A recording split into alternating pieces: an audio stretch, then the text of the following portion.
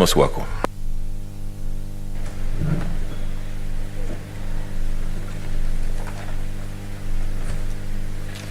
Thank you, Mr. Speaker, for this opportunity to make my contribution to the very detailed presidential address that were given 2 days ago.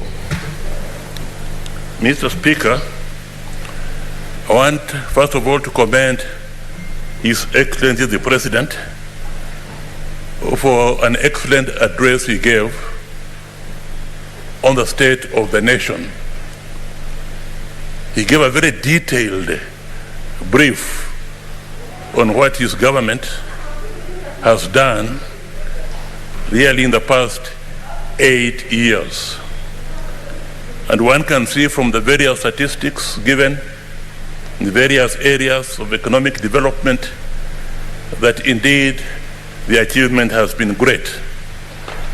Mr. Speaker, sir, has been great to the extent that the GDP has multiplied by a factor of 2+,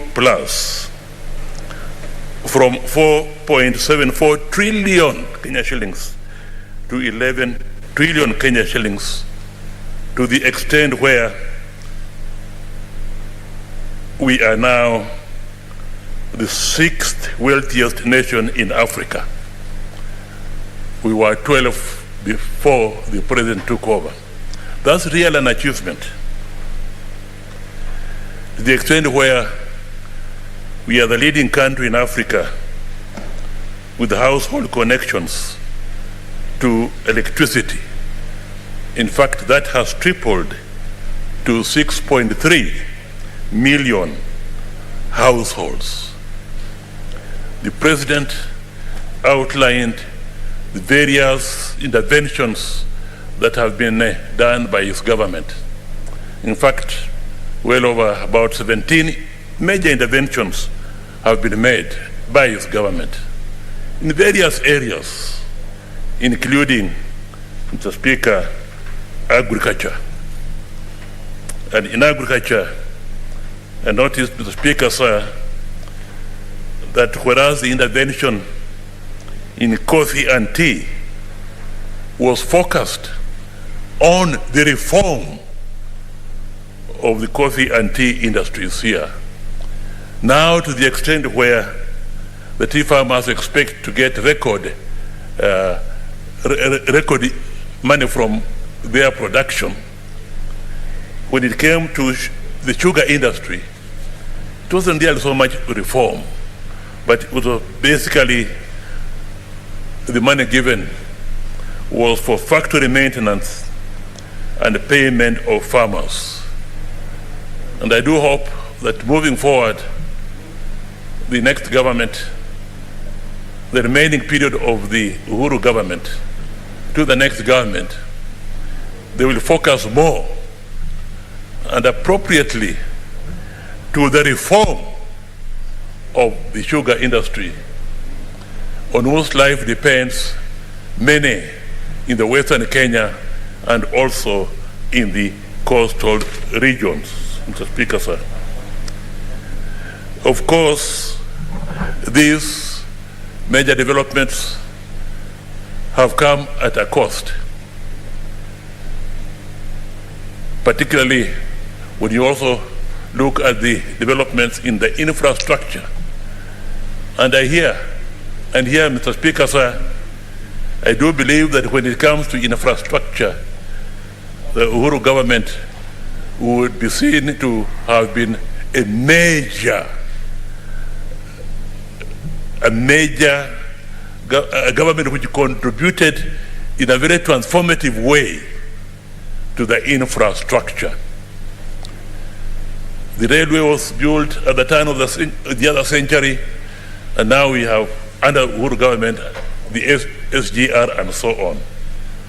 Mr. Speaker, sir, this has also been at a cost, and that's why one can say that the foreign debt, which is very, very high, which has also reached record levels, is a problem that has to be dealt with. I would have liked to know or to hear a bit more on what the Uhuru government is proposing or is doing to reduce the foreign debt structure. And therefore, and I would like to hear more from my various presidential candidates, what they'll be doing to reduce the foreign debt. Mr. Speaker, sir, the President also mentioned some very good examples on how some county governments have really made use of the little that they have had. And he highlighted, Mr. Speaker, sir, Makueni and Kajiado particularly. Makueni for the universal health care insurance known as Makueni Care, and also for starting mango processing, where mango from 5 shillings is now, the farmers are now getting 15 shillings. So Speaker, sir, these examples of Makueni and Kajiado, these are examples which you want to see in every county in this country.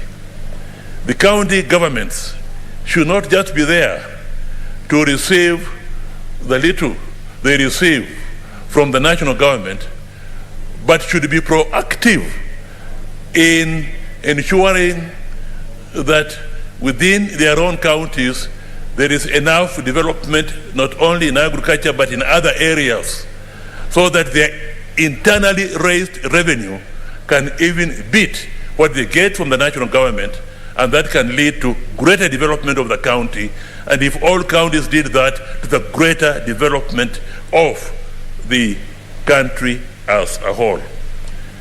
I would like the county governments to emulate the examples given by Makueni and also by Kajiado. I think he also referred to Kajiado, which came with a novel way of distributing food to the hungry, called the Riziki system.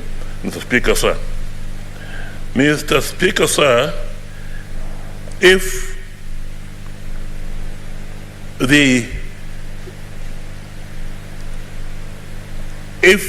we have to proceed along this trajectory, and I could see here, Mr. Speaker, sir, that the President is very and was and is very ambitious for the good of this country. And he has engaged in very many programs to accelerate growth. And he has given as an example the Asian tigers as an example which we should follow, not to follow the European example where they took more than a century or two to be industrialized. We are following the example of the Asian tigers, and that we can also have African tigers. The Speaker, sir, in order to be able to achieve that, the President, I think, is on the right track. But let us also remember, Mr. Speaker, sir, that the Asian tigers reached where they are because, one, they are very cohesive and very united in their politics. Here, Kenya is sort of divided in its politics, Mr. Speaker, sir. But most critically, Mr. Speaker, sir, they also did not tolerate corruption right from the very beginning. Mr. Speaker, sir, the clearest example of this is and I'm mentioning this issue of corruption and other issues because according to Article 132 of the Constitution, under which the President was giving this state address, it relates to, you have to give once every year, submit a report to the National Assembly on the various issues raised, including in that report on all the measures taken and the progress achieved in the realization of the national values referred to in Article 10.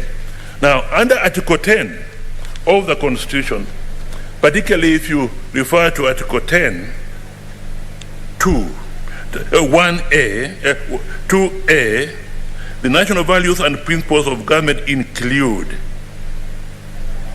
and C, good governance, integrity, transparency, and accountability.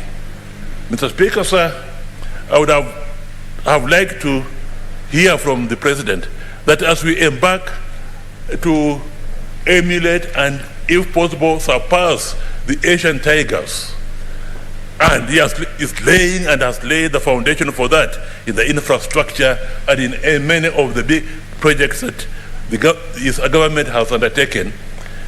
What has he done to deal with the issues of corruption? Particularly when we hear that quite a bit of the money that is budgeted for, according to the Auditor General, the last Auditor General, you said the budget for corruption money inside there, and at least 1/3 goes to the into the pockets of the officials, and at least 2 billion every month or so also is lost to the pockets of what is he doing and what has he done? I would have liked to hear more of that. And on that one, I would, with your permission, Mr. Speaker, sir, like to quote Singapore, because Singapore, of the Asian tigers, I think is closer to us, because at the very beginning, they also faced the issues of ethnicity